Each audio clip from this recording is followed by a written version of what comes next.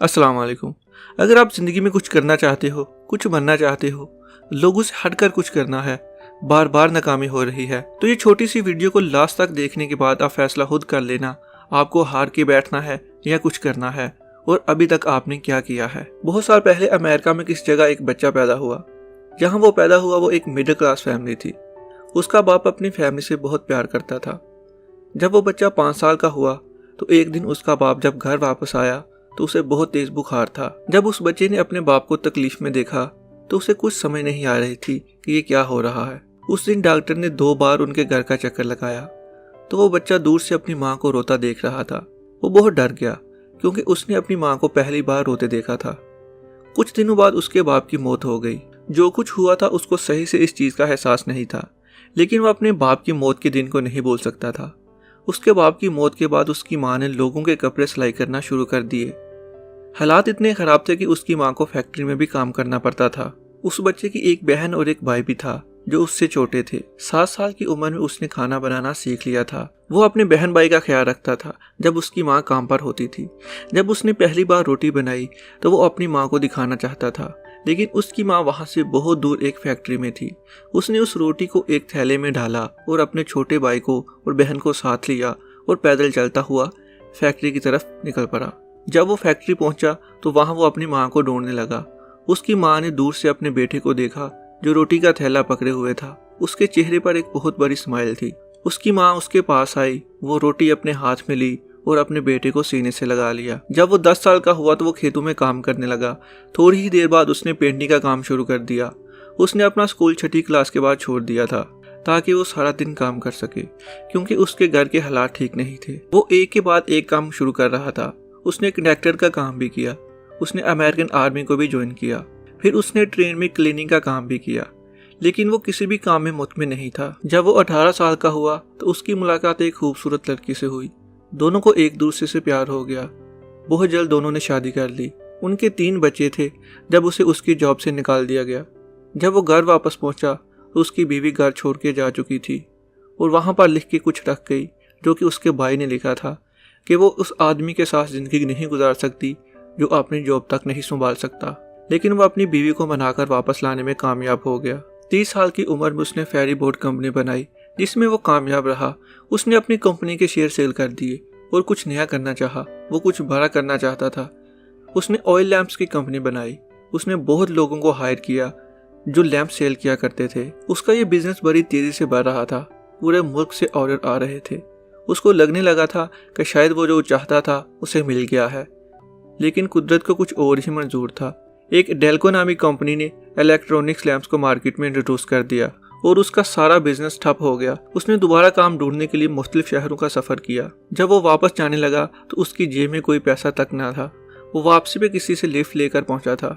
जिस कार वाले ने उसे लिफ्ट दी थी उसके साथ उसने अपनी कहानी शेयर की कि वो यहाँ काम ढूंढने आया था।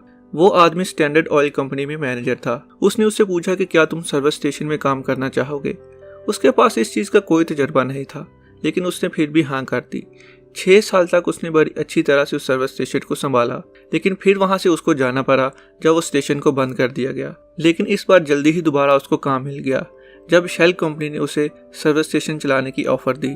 जब वो 40 साल का हुआ तो उसने सर्विस स्टेशन खोला और साथ ही छोटा सा फूड रेस्टोरेंट का काम भी शुरू कर दिया। लोगों ने उसके खाने को बहुत पसंद किया।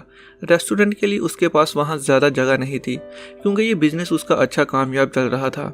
उसने नज़दीक ही एक होटल खरीदा और उसको एक बहुत बड़ा रेस्टोरेंट बना दिया। उसका वक्त अच्छा चलने लगा और वो उसमें कामयाब हो गया। जब वो 63 साल का हुआ तो ज़िंदगी ने एक नया मोड़ लिया।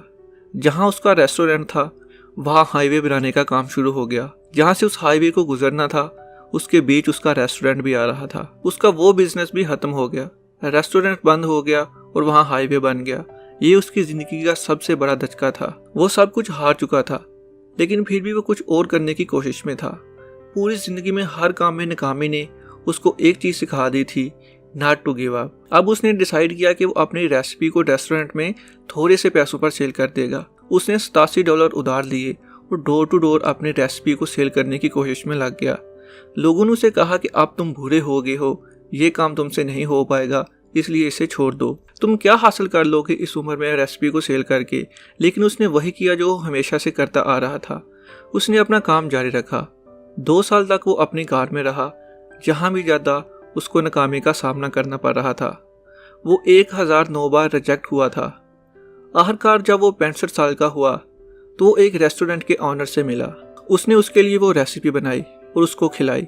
ऑनर को बहुत पसंद आई और उस ऑनर ने हाँ कर दी। उस एक रेस्टोरेंट के बाद 2013 की रिपोर्ट के मुताबिक पूरी दुनिया में 118 मुल्कों में इन रेस्टोरेंट की तादाद 18,875 तक जा पहुंची, जिसकी एनुअल सेल $23 बिलियन थी। 2018 की रिपोर्ट के मुताबिक ये दुनिया का दूसरा बड़ा रेस्टोरेंट है, जिसकी तादाद 136 मुल्कों में 22,621 है। और इन तमाम रेस्टोरेंट में वही रेसिपी सेल हो रही है जो 65 साल का आदमी उसको सेल करने की कोशिश कर रहा था, जो 1009 बार रिजेक्ट हुआ था।